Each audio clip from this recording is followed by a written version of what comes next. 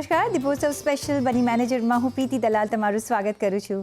ગઈ દિવાળીથી આ દિવાળી સુધી માર્કેટની સ્થિતિ, વિવિધ એસેટ ક્લાસના પરફોર્મન્સ અને આવનારા સંવતમાં રોકાણની તકોની વધુ ચર્ચા આજે આ ખાસ એપિસોડમાં આપણે કરવાના છીએ. અને આ ચર્ચામાં આપણી સાથે જોડાયા છે ટ્રાન્સિટ કેપિટલના ડિરેક્ટર ઇન્વેસ્ટમેન્ટ કાર્તિક છવેરી, ટ્રાન્ટા વેલ્થના ફાઉન્ડર અને CEO કીર્તન શાહ અને મની મંત્રના ફાઉન્ડર વિરલ ભટ્ટ. સાથે આપણે આજે વાતચીત કરીશું. આપ ત્રણેયનું ઘણું સ્વાગત છે.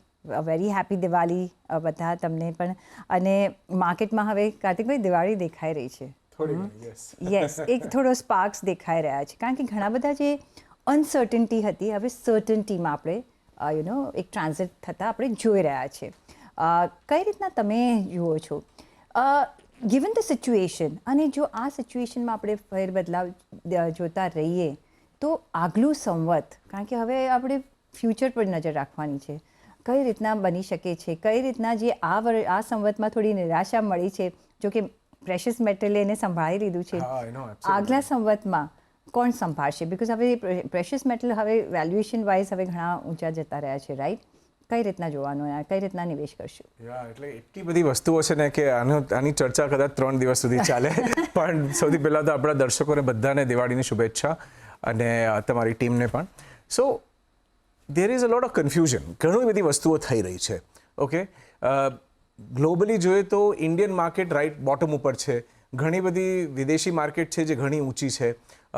ઇન્ડિયામાં અને વિશ્વભરમાં ગોલ્ડ એન્ડ સિલ્વરે એક ઇતિહાસ બનાવી લીધો છે, અને આપણે કદાચ ભાગ્યશાળી છે કે આપણે આ ઇતિહાસ જોઈ રહ્યા છે, આ ઇતિહાસ બનતા જોઈ રહ્યા છે, ને જે આપણે કદાચ 20-25 વર્ષ પછી આપણા જે આગળના વંશો છે એ લોકોને બધાને આ સ્ટોરી સંભળાવશું કે એક દિવસમાં આવું થયેલું, 2 દિવસમાં આવું થયું, એટસેટ્રા. તો આ અનિશ્ચિતતા હજી રહેશે અકોર્ડિંગ ટુ મી. આ એટલી ઇઝીલી જતી નથી.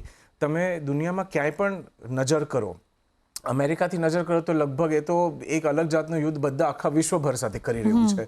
ઓકે, આ બાજુ ચાઇના તાઇવાન છે, અહીંયા અફઘાનિસ્તાન પાકિસ્તાન ચાલુ થઈ ગયું છે, ઓલી બાજુ ગાઝા અને ઇઝરાયલનું હજી પણ ચાલે છે.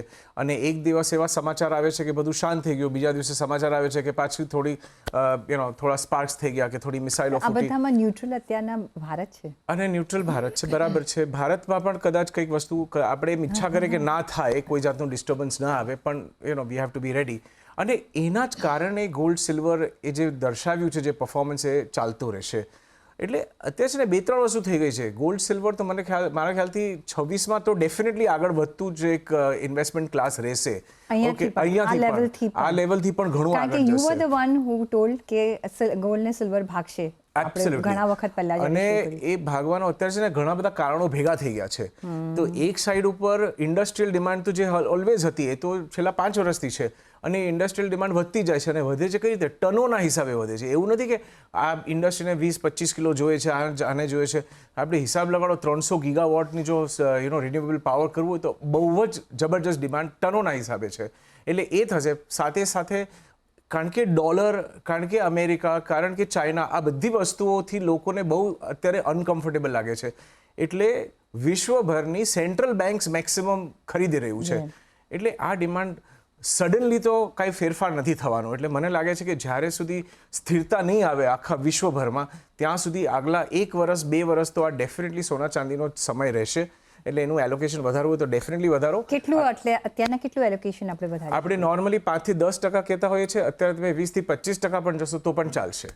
અત્યારના લેવલથી ખરીદી કરી શકાય. Yes, absolutely. અત્યારના લેવલથી પણ તમે ખરીદી કરો, કારણ કે 4-5 હજારની તો ઇન્ડિયામાં જ ડિમાન્ડ છે સિલ્વરની. રાઈટ. ઓકે, અને સિલ્વરનું કંઈ સપ્લાય, શોર્ટ સપ્લાય છે અત્યારે, પણ સપ્લાય ખૂટી નથી ગયો. એ લોકોને ટાઈમ લાગે છે કે બધું મેન્યુફેક્ચર કરે ને અહીંયા વગેરે વગેરે. એટલે ડિમાન્ડ ઘણી બધી રહેશે. અને ગોલ્ડમાં તો હવે પોલેન્ડ અને યુક્રેન ને એ બધી જે બધા જે દેશો છે એ લોકો ભરપેટ ખરીદે છે, હજારો ટનોના હિસાબે લે છે. કીર્તન, ઓફકોર્સ આ એક એસેટ ક્લાસ છે, પણ એની સાયકલ લોંગ હોય છે, જેસ્ટેશન પીરિયડ પણ લોંગ હોય છે, રાઈટ? એટલે તમારામાં એટલું રિસ્ક અથવા તો એટલો ટાઈમ પીરિયડ હોવો જોઈએ, પણ ઇક્વિટી માર્કેટનો વધારે ચર્નઆઉટ થતો હોય છે, રાઈટ?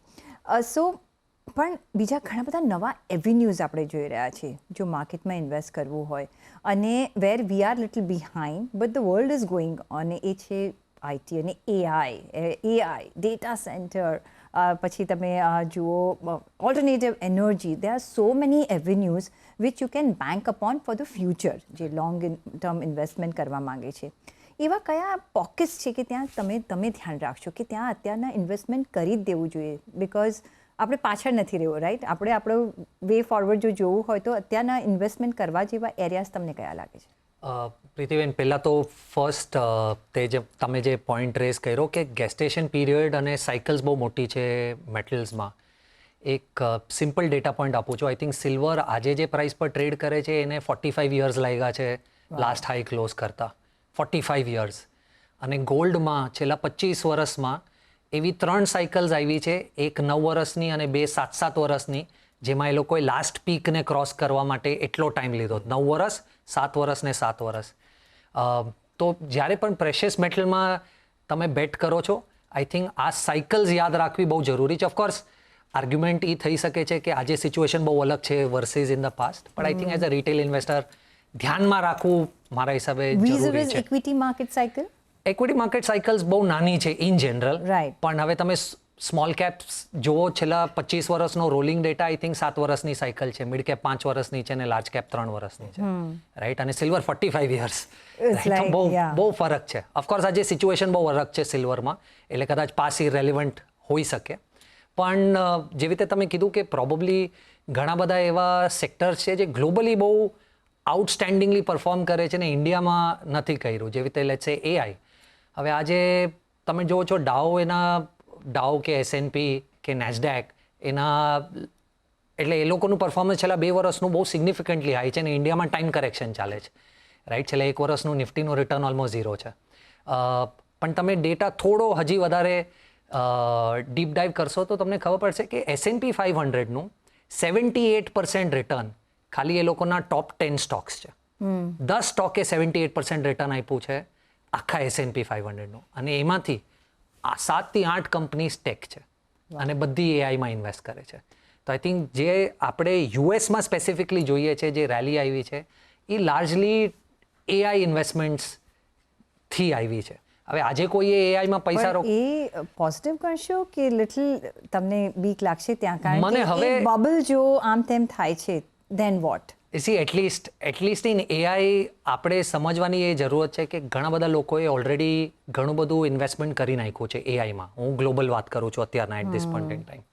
હવે એ અગર પ્રોબેબલી લેટ્સ સે એ લોકોએ જે હિસાબે ઇન્વેસ્ટમેન્ટ કર્યું છે એ અગર પ્રોફિટ્સમાં ટર્ન અરાઉન્ડ નથી થતું તો પ્રોબેબલી ધીસ કેન બી કોશનિંગ. અને આપણે જોયું છે ઘણા બધા લોકોએ ઓલરેડી આ બાબતે કોમેન્ટ્રી આપવાની સ્ટાર્ટ કરી દીધી છે. અને હમણાં એકચ્યુઅલી રોટેશન ઓફ ઇન્વેસ્ટમેન્ટ્સ બહુ થાય છે. એક એક્ઝામ્પલ આપું છું. એનવીડિયા ઓપન એઆઈમાં ઇન્વેસ્ટ કરે છે ને ઓપન એઆઈ એનવીડિયાથી ચિપ્સ ખરીદે છે. અને આવા ઘણા બધા એક્ઝામ્પલ છે જેમાં પૈસા વિધિન ધ સેક્ટર રોટેટ થાય છે, રાઈટ? હવે તમે HCLની રિઝલ્ટ જોશો, રાઈટ? તો HCLએ તો ઓફકોર્સ ઇન્ડિયામાં એઆઈમાં ઇન્વેસ્ટમેન્ટ સ્ટાર્ટ કરી દીધું, પણ ગ્લોબલી તમે અગર રિઝલ્ટ્સ આજે જે હમણાં આવા લાગ્યા છે એ તમે જોશો, એમાં ટેકમાં જરા પણ એક્સપેક્ટેશનથી સ્લીપ થાય છે તો સ્ટોક 7-10% પડી જાય છે, કારણ કે માર્જિન ઓફ સેફટી નથી. તો મને એમ લાગે છે કે એઆઈ થીમ ગ્લોબલી બહુ સારી પ્લે આઉટ થઈ ગઈ છે, પણ ઇન્ડિયામાં પણ ઘણી ઓપોર્ચ્યુનિટી છે પ્લે કરવાની, અને એ ઓપોર્ચ્યુનિટી મારા હિસાબે એન્સિલરીઝમાં છે. Okay, right? તો એન્સિલરીઝમાં ઘણા બધા સેક્ટર છે મારા હિસાબે. જેવી રીતે સે ફોર એક્ઝામ્પલ આપણે ઇન્ડિયામાં તો તમે ઓપન એઆઈમાં પ્લે નહીં કરી શકો કારણ કે આપણે પ્રોડક્ટ પર ફોકસ નથી, પણ એઆઈ થીમ પ્લે કરવા માટે કે એઆઈનું બેકબોન ઇઝ ડેટા. ડેટા વગર તમે એઆઈમાં કાંઈ નહીં કરી શકો. તો ડેટા સ્ટોરેજ અને ડેટા પ્રોસેસિંગ મારા હિસાબે બહુ મોટી ઓપોર્ચ્યુનિટી છે. તમે છેલ્લા 3 વીકમાં 2 મોટી અનાઉન્સમેન્ટ્સ જોઈ હશે. એક તો અદાની આવે છે, માઇક્રોસોફ્ટ આવે છે. એની પહેલા TCSએ કીધું હું 45,000 કરોડ રૂપીઝ ઇન્વેસ્ટ કરીશ ડેટા સેન્ટર્સ સેટઅપ કરવામાં. આ થીમ પ્લે આઉટ થઈ જ ગઈ છે, એટલે ડિસ્ક્લેમર. પણ data centre is a huge opportunity અગર એઆઈ થીમ પર તમે ફોકસ કરો છો તો. અને અગર data centre is actually going to start playing a big role in India, તો ડેટા સેન્ટર બનાવવા માટે તમને સર્વર્સ જોશે, તો સર્વર ઇઝ અનધર થિંગ. તમને કુલિંગ સિસ્ટમ્સ જોશે, cooling system is another thing. અને આ પાવર એન્ડ એનર્જી, કારણ કે Exactly. મેક્સિમમ ત્યાં બધા કરતા મોટી ઇઝ પાવર એન્ડ એનર્જી, કારણ કે એના વગર ઈ ચાલશે નહીં. તો મને એમ લાગે છે ઘણી બધી એન્સિલરીઝ છે જે તમે ઇન્ડિયામાં પ્લે કરી શકો છો. જી મે બી નોટ ડિરેક્ટલી એઆઈ, પણ અગર એઆઈ ચાલશે તો આ થીમ્સ ચાલવી જોઈએ. એબ્સોલ્યુટલી. પણ એટલે આ ઘણા બધા ઇવોલ્વિંગ એરિયાઝ છે. પણ વિરાટભાઈ, મ્યુચ્યુઅલ ફંડ પરફોર્મન્સ આપણે જોવું જોઈએ, બિકોઝ ત્યાં મેક્સિમમ ઇનફ્લો આવી રહ્યો છે. માર્કેટની સિચ્યુએશન કંઈ પણ હોય, પણ આપણે અહીંયા કોન્સ્ટન્ટ ફ્લો જોયો છે. રાઈટ. અને એવરી મંથ આપણે જોઈ રહ્યા છે કે અહીંયા ફ્લો વધતો જ દેખાઈ રહ્યો છે. કઈ રીતના કઈ કેટેગરીઝ તમને આગળ જતાં પસંદ આવશે? બિકોઝ ઘણા બધા નવા હવે એવેન્યુઝ આપણે જોવા પડશે, પ્લે આઉટ કરવા પડશે. તો જે રોકાણકાર છે એમણે કઈ રીતના કેટેગરીઝ નેક્સ્ટ સંવત માટે ચૂઝ કરવી જોઈએ? પહેલાં તો પ્રીતિબેન, તમને અને CNBC બધા ટીમને નવા વર્ષની અને દિવાળીની શુભેચ્છાઓ. માર્કેટ આમ કહી શકાય લાસ્ટ 1-2 મહિનાથી આમ કહી શકાય કે આપણે કહી શકીએ સ્માઇલ કરીને કે દિવાળી સારી ગઈ. દિવાળી સુધારી તો જરૂર. હા, સુધારી. નેગેટિવ ફ્લેટ રિટર્ન્સથી એટલીસ્ટ આપણે અત્યારે 3-4% રેન્જમાં આવી ગયા છે. અને નિફ્ટી, સેન્સેક્સે પોઝિટિવ ગ્રીન તો દેખાડ્યું. પણ કેટેગરીની વાત જ્યારે તમે કરતા હતા ત્યારે I remember very well, Pritiben, આપણે 7-8 મંથ્સ પહેલાં મલ્ટી એસેટ હાઇબ્રિડ કેટેગરી પર આપણે એક આખો શો કર્યો હતો. અને ત્યારે આપણે કીધેલું દર્શકોને કે તમારા ઓવરઓલ પોર્ટફોલિયોમાં હાઇબ્રિડને તમે ભૂલતા નહીં, કારણ કે હાઇબ્રિડ એક એવી કેટેગરી છે, લાર્જ, મિડ, સ્મોલ તમે ઇક્વિટીને ડેફિનેટલી આપી શકો. પણ જ્યારે માર્કેટ ડાઉન જાય છે, માર્કેટમાં બહુ મોટી વોલેટિલિટી આવે છે, ત્યારે બધા ડરી જાય છે કે હવે શું કરવું, આ સિચ્યુએશનમાં શું કરવું. તો એટલા જ માટે હાઇબ્રિડનું એલોકેશન બહુ જ ઇમ્પોર્ટન્ટ છે. હાઇબ્રિડમાં પણ ડિફરન્ટ વેરાયટીઝ છે. તો એમાં એક આપણે મલ્ટી એસેટની વાત કરી હતી. તો આજે તમે મલ્ટી એસેટનું રિટર્ન્સ જોશો તો ઇટ્સ અરાઉન્ડ 11-12%, રાઈટ, જે ઇક્વિટીથી આપણે એક્સપેક્ટ કરવાનું વિચારતા હોઈએ છીએ. અને જ્યારે ઇક્વિટીનું રિટર્ન્સ તમે જોશો તો સ્મોલ કેપ નેગેટિવ છે, મિડ કેપ ઓલમોસ્ટ એ પણ નેગેટિવની ટેરિટરીમાં છે, લાર્જ કેપે થોડુંક પોઝિટિવ રિટર્ન્સ આપ્યું છે, એ પણ અમુક ફંડ્સે જ આપ્યું છે, અમુક ફંડ્સ તો હજી પણ ફ્લેટ ને નેગેટિવ છે. તો એ કેસમાં તમારા પોર્ટફોલિયોમાં હાઇબ્રિડ કેટેગરી હોય અને હાઇબ્રિડનું એલોકેશન હોય, કારણ કે સ્ટાર્ટિંગમાં જ્યારે વાત કરી કાર્તિકભાઈએ કે અનસર્ટેનિટીઝ તો રહેવાની જ છે. અને અનસર્ટેનિટીઝને તમારી સામે લડવું હોય તો તમારી માટે મ્યુચ્યુઅલ ફંડમાં એક હાઇબ્રિડ કેટેગરી જે સારી છે, જેમાં વેરિએશન્સ તમને મળી શકે, ઇક્વિટી એલોકેશન તમને નો રાખવું હોય, મિનિમમ રાખવું હોય તો એવા ઓપ્શન્સ છે. અને અત્યારે ગોલ્ડ સિલ્વરની બધા વાતો કરે છે, પણ વિચારતા હશે કે આ તો ઓલ ટાઈમ હાઈ છે, એન્ટર થવું કે ન થવું હોય તો કેવી રીતે કરવું? તો મ્યુચ્યુઅલ ફંડમાં multi asset is the category કે જ્યાં તમે ગોલ્ડ સિલ્વરમાં પણ તમે એલોકેશન લઈ શકો. અધર સાઇડ ઓફ ઇક્વિટી, ડેટ છે, રિયલ એસ્ટેટ છે, ફોરેન ઇક્વિટીઝ છે, એમાં પણ તમને એલોકેશન મળી શકે. સો ઓવરઓલ જોઈએ તો હજી પણ કદાચ આવનારું વર્ષ અનસર્ટેનિટીઝ રહેશે. અને અનસર્ટેનિટીઝમાં જ તમારો જે મ્યુચ્યુઅલ ફંડનો પોર્ટફોલિયો છે એમાં હાઇબ્રિડ કેટેગરીઝ છે, એને તમે ડેફિનેટલી સ્થાન આપવું જોઈએ. અને વિરલભાઈ, બેન્કિંગ એઝ અ સેક્ટર પર આપણે જો નજર કરીએ અને જે રીતના રિઝલ્ટ્સ આવ્યા છે અત્યાર સુધીના સેકન્ડ ક્વાર્ટરના, મેગ્નિફિસન્ટ રિઝલ્ટ્સ આવ્યા છે. RBIનું એક સતત અહીંયા એક કોન્સન્ટ્રેશન રહ્યું છે, જે કામકાજ જોયું છે આપણે, જે ક્લીનઅપ જોયું છે, કઈ રીતના તમે જોઈ રહ્યા છો? Because any which ways backbone પણ છે આપણી ઇકોનોમીનું. એઝ અ સેક્ટર જો તમારે ચૂઝ કરવું હોય તો તમે કયા વર્ટિકલ્સમાં વધારે બુલિશ છો? રાઈટ. જ્યારે આપણે હાઇબ્રિડની વાત કરતા હતા ત્યારે આપણે પોઝિટિવ રિટર્ન્સ, ડબલ ડિજિટ રિટર્ન્સની વાત કરતા હતા. સેક્ટર વાઇઝ પણ જોઈએ પ્રીતિબેન, તો બેન્કિંગ એન્ડ ફાઇનાન્સ એ જ એક એવું સેક્ટર છે જેણે ડબલ ડિજિટમાં રિટર્ન્સ આપેલું છે લાસ્ટ 1 યરમાં. તો બહુ જ સારી રીતે ત્યાં એ સેક્ટર ઉપર ફોકસ છે. રેટ કટ્સ થયા એનો પણ ફાયદો થયો. અને બેન્કિંગ ફાઇનાન્સમાં ફાઇનાન્સ ઇઝ ધ સેક્ટર કે જે વધારે ગ્રોથ પોટેન્શિયલ છે, જે હિસાબથી પોપ્યુલેશન ઇન્વેસ્ટમેન્ટ્સના ઓલામાં આવી રહ્યું છે, લોનના પણ ગ્રોથ થઈ રહ્યો છે. તો એ હિસાબથી બેન્કિંગ અને ફાઇનાન્સ આ બંનેને હું સાથે રાખીશ અહીંયાથી હજી પણ, કારણ કે જ્યારે માર્કેટ 21, 22, 23, 24ના આસપાસ જ્યારે ચાલેલું ત્યારે બેન્કિંગ ફાઇનાન્સમાં આટલા રિટર્ન્સ તમે નહોતા આવ્યા, બરાબર ને? તો આ એક સેક્ટર હતું કે જે થોડુંક પાછળ લગાડ્સ હતું અને રિટર્ન્સના પોઈન્ટ ઓફ વ્યૂથી પાછળ રહી ગયું હતું. હવે એનું પરફોર્મન્સ દેખાય છે, ક્લીનઅપ થયું છે, તમે જે રીતે કીધું, પ્રોફિટ્સ દેખાઈ રહ્યા છે, સારું એવું ઓવરઓલ પોઝિશનિંગ એનું અત્યારથી લઈને તમે એટલીસ્ટ 3 to 5 યર્સના પોઈન્ટ ઓફ વ્યૂથી પણ બેન્કિંગ અને ફાઇનાન્સ ઓલ ટુગેધર સાથે રાખશો. કારણ કે ફિનટેક એક સ્પેસ જે છે જ્યાં ફાઇનાન્સમાં એ લોકોએ એઆઈની જે ઓપોર્ચ્યુનિટી તેમને મળી છે, એઆઈથી કસ્ટમર એક્વિઝિશનથી લઈને જે આખું એક પ્રોસેસ છે એને બહુ જ સ્મૂથ અને સારું કરી રાખ્યું છે. તો બેન્કિંગ એન્ડ ફાઇનાન્સ એક સેક્ટર વોચઆઉટ છે. અને સાથે સાથે હું જ્યારે વર્ષનું અંત થતો હતો ત્યારે આપણે જીએસટીનું જે એક 2.0 આવ્યું એમાં સ્પેશિયલી કન્ઝ્યુમર સેક્ટર્સ જે છે, એફએમસીજી સેક્ટર્સ છે, એને એક બહુ મોટું ચીયર મળી. અને હજી એની ઇફેક્ટ દેખાઈ નથી ઇન ટર્મ્સ ઓફ રિટર્ન્સ નહીં, પણ ડેફિનેટલી આવનારા જે 3 to 6 months છે એમાં પણ એક તમે જે દર્શકો સાંભળી રહ્યા છે એમને પોઝિશન્સ બનાવવી હોય આવા સેક્ટર્સમાં કે down the line 2 to 3 years 5 yearsના પોઈન્ટ ઓફ વ્યૂથી બેન્કિંગ, ફાઇનાન્સ અને એફએમસીજી કન્ઝ્યુમર સેક્ટરમાં પોઝિશન લઈ શકે છે. ડિસ્ક્રિશનરી કે સ્ટેપલ તમે બંનેમાં રાખી શકો, બિકોઝ આ ડોમેસ્ટિકલી ડ્રિવન અને ડોમેસ્ટિકલી ફેસિંગ પણ એરિયાઝ છે, રાઈટ?